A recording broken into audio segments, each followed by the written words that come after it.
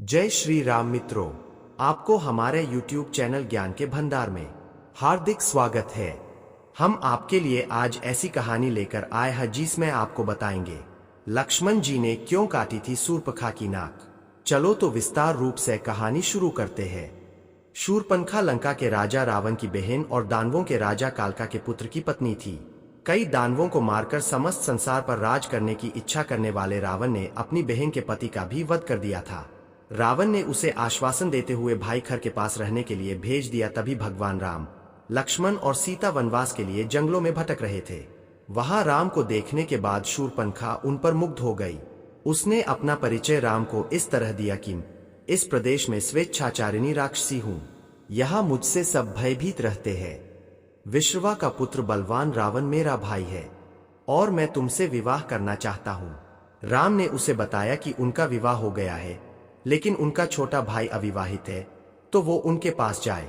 लक्ष्मण के पास जाकर भी शूर्पणखा ने विवाह का प्रस्ताव रखा, लेकिन लक्ष्मण ने उन्हें मना कर दिया और राम के पास वापस जाने के लिए कहा। तब राक्षसी शूर्पणखा ने कहा कि वो अभी सीता को मार देगी तो कोई आपके विवाहित होने की समस्या नहीं बचेगी, और वो सीता को मारने के लिए जैसी ही आगे बढ़ी तभी लक्ष्मण ने शूर्पणखा की नाक काट दी थी। इस बात से क्रोधित होकर शूर्पणखा अपने भाई खर के पास गई तो खर ने राम और लक्ष्मण को मारने के लिए राक्षस भेजे, लेकिन राम ने सभी राक्षसों को मार दिया। शूर्पणखा अधिक क्रोधित होकर रावण के पास गई। तब रावण ने अपनी बहन को आश्वासन दिया कि उसके इस अपमान का वो बदला लेकर रहेगा। रावण ने उसके बाद सीता का अपहरण किया और सीता को बचाने के लिए राम और लक्ष्मण ने हनुमान और वानर सेना की मदद से लंका पर विजय की थी। ऐसा माना जाता है कि शूर्पणखा ने रावण से अपने पति के वध का बदला लेने के लिए ये सब किया था, लेकिन इस बात का कहीं प्रमाण नहीं मिलता है। राम और रावण के बीच शत्रुता कराना।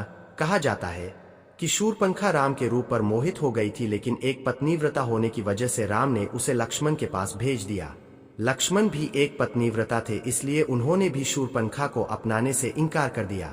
गुस्से में आकर शूर्पणखा ने सीता पर हमला करने की कोशिश की, जिसके बाद लक्ष्मण ने उसकी नाक और कान काट दिए। एक कहानी और 5-6। हालांकि एक कहानी ये भी है कि पति के मारे जाने के बाद वो अपने भाई रावण से बदला लेना चाहती थी, लेकिन उसे रावण की शक्तियों का एहसास था। जब उसने राम के पराक्रम के बारे में सुना तो रावण से बदला लेने की उसकी इच्छा फिर से जाग उठी। इसलिए उसने राम और रावण के बीच दुश्मनी पैदा करने का काम किया, जिसकी वजह से रावण ने सीता का अपहरण किया और अंत में राम के हाथों उसकी मृत्यु हुई। शूर्पणखा का अंत 6-6। शूर्पणखा का अंत। कहा जाता है कि राम और रावण की मौत के बाद शूर्पणखा विभीषण के साथ लंका में ही रह गई। कुछ सालों के बाद शूर्पणखा और उसकी सौतेली बहन कुंभिनी समुद्र के किनारे मृत अवस्था में पाई गई थी। राम, लक्ष्मण, सीता और रावण के बारे में तो हर कोई जानता है, लेकिन एक रामायण का एक और अहम किरदार है जिसका नाम शूर्पणखा है। कहा जाता है कि अगर शूर्पणखा न होती तो रामायण भी नहीं होता, क्योंकि रामायण का पूरा युद्ध लक्ष्मण द्वारा शूर्पणखा की नाक काटे जाने के बाद ही शुरू हुआ था। शूर्पणखा के बारे बहुत कम जानकारी मिलती है। आइए जानते शूर्पणखा से जुड़ी कुछ अनसुनी कहानियों के बारे में।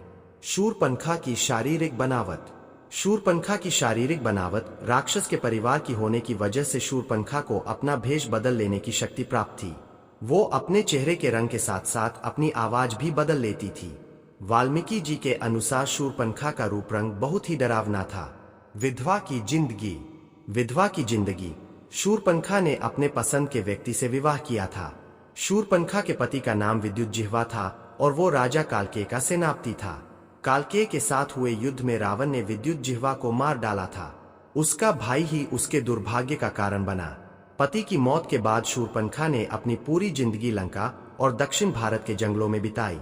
वो कुछ दिनों के लिए अपने रिश्तेदारों खर और दूषण के साथ भी रही। ये शूर्पणखा के पूर्व जन्म का वृत्तांत जाने। पूर्व जन्म में शूर्पणखा इंद्रलोक की नयनतारा नामक अप्सरा थी। उर्वशी, रंभा, मेनका, पूंजिकस्थला आदि प्रमुख अप्सराओं में इसकी गिनती थी। एक बार इंद्र के दरबार में अप्सराओं का नृत्य चल रहा था। उस समय यह नयनतारा नृत्य करते समय भ्रू संचालन अर्थात आंखों से इशारा भी कर रही थी। इसे देख इंद्र विचलित हो गए और उसके ऊपर प्रसन्न हो गए। तब से नयनतारा इंद्र की प्रेयसी बन गई। तत्कालीन समय में पृथ्वी पर एक वज्रा नामक एक ऋषि घोर तपस्या कर रहे थे। तब नयनतारा पर प्रसन्न होने के कारण ऋषि की तपस्या भंग करने हेतु इंद्र ने इसे ही पृथ्वी पर भेजा। परंतु वज्रा ऋषि की तपस्या भंग होने पर उन्होंने इसे राक्षसी होने का श्राप दे दिया।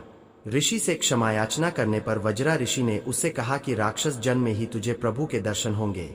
तब वही अप्सरा देह त्याग के बाद शूरपणखा राक्षसी बनी। उसने दृढ़ निश्चय कर लिया कि प्रभु के दर्शन होने पर वह उन्हें प्राप्त कर लेगी।